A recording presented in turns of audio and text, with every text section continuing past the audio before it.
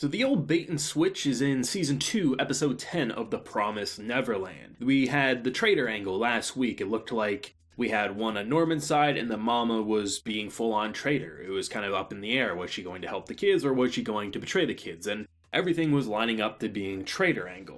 And in this week's episode, not one, but both of those get flipped, and instead of betraying Norman's group and betraying, obviously, the kids, because a lot of people were saying, I heard, when the season was first kicking off and they reintroduced Isabella to the story, there was a lot of disappointment with Isabella seemingly going back to her old ways, because when Emma and the gang escape, it seems like Isabella is happy that Emma broke away unlike her, and it felt like she was proud of her, so why would she want to go back after her? And for a long time, I was real worried about what Isabella's role in this story was going to be. Either A, she would come back and hug the kids at the end and say, "Good job, I'm proud of you," or B, she would actually have a traitor role that would get underutilized. She just needed to be used. Use her in a way that's more than just congratulating the kids, or basically not even popping back up. And I have to say, for having Grandma Isabella be offered a role of most likely, I assume what she was offered was the grandma title, as well as Ray could stay with her if she brings back all the kids.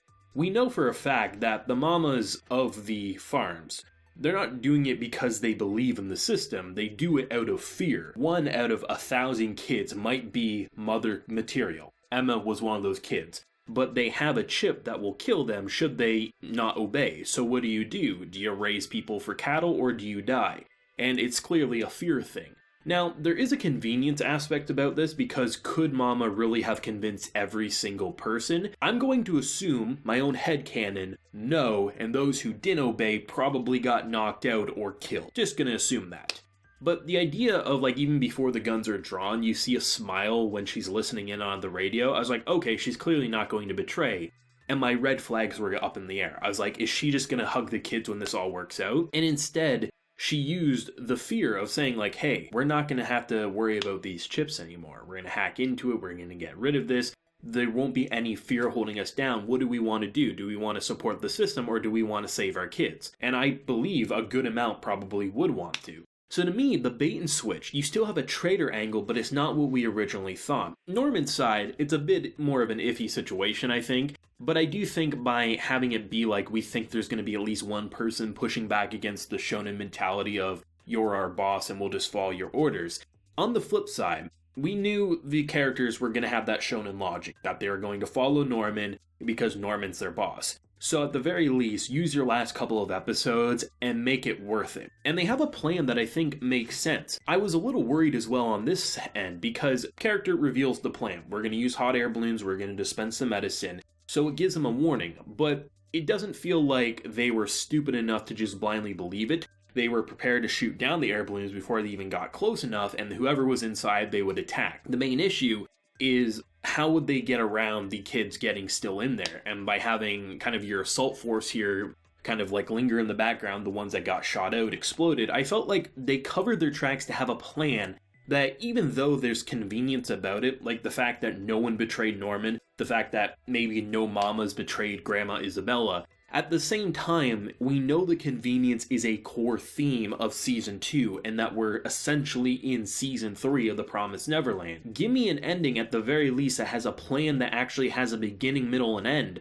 And it felt like we got that. I like how the kids were able to get inside, and they weren't just throwing random gas around, they were smoke bombing, knocking them out. They were hacking in, it felt all good, and then when everything came crashing down, you knew Isabella would have something up her sleeve. Personally, I was just expecting her to shoot the guy, and then maybe all the mamas would be like, what are you doing? And she'd say, hey, I now hold it in the palm of my hand, we're gonna help him. Instead, it was more of a convincing angle. And at this point in time, it's just something you kind of expect in Neverland. To me, I'm more annoyed by last week's episode with how literally no one betrayed Norman, because, they're just saying he's his boss, but I mean, you just gotta roll with the punches, I guess. To me, when you reintroduce Best Boy Phil to the equation, and honestly, I like seeing Phil shit his pants. He knew what was going on, he was terrified, he was trying to keep his promise to Emma, and when you get that whole let's play tag after getting the note and the reunion, without a doubt, the reunion between Phil and Emma was more emotional than the reunion, I would say, with Norman as well as the others, because I feel like Phil had it worse. I mean,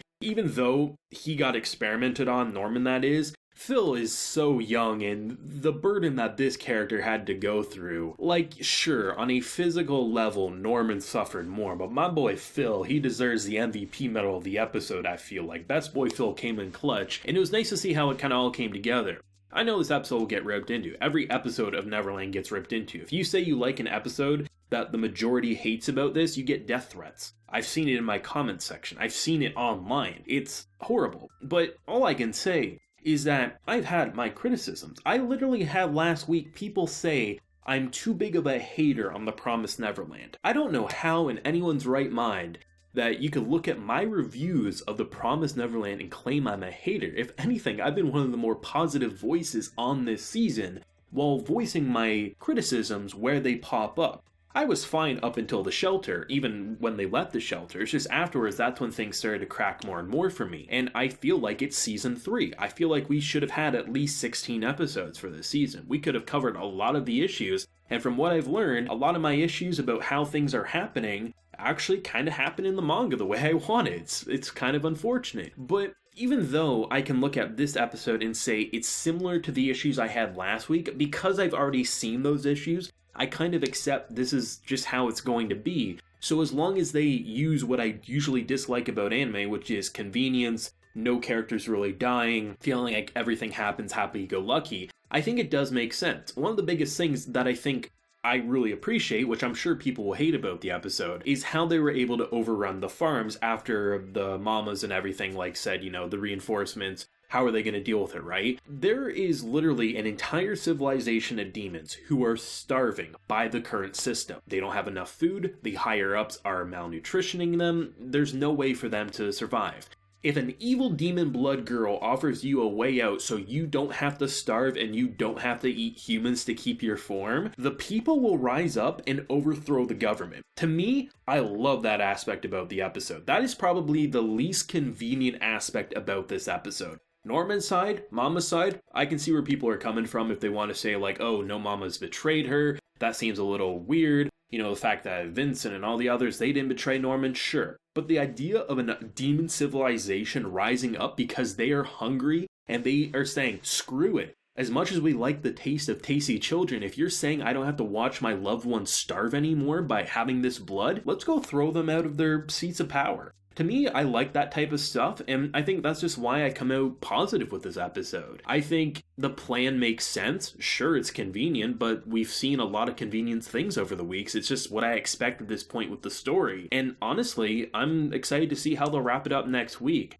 It feels like that will be the epilogue, kind of concluding everything. Maybe we'll get to see what the demon civilization will look like, or maybe they'll throw us a curveball and there'll be one more opponent. I'm sure people will hate this episode the same way they've hated every episode. As I always say, if you have a difference of opinion, just express your difference of opinion without attacking others. I mean, it's hard to find any space online to discuss The Promised Neverland without toxicity. It's just that's the feelings it's kind of invoked in people, unfortunately. So just share your opinions. I mean, the comment sections in the Neverland videos have a wide array of them, and I love reading them because sometimes I get information of oh, the issue I had was actually solved in the manga, or I see it from a different perspective. That's kind of the fun thing about usually discussing anime, but it does feel like when we discuss Promised Neverland, we have to walk on a minefield, and it's a little tippy-toe, I have to admit. But yeah, this episode, honestly, I had more issues last week than I did this week. Maybe that'll anger people, maybe people will say, completely agree. Let me know your feelings down below. Just be respectful is all I ask. If you enjoyed the video, leave a like, share your support, and hit that subscribe button if you haven't been around here. So until next time, everyone, please take care and have a good one.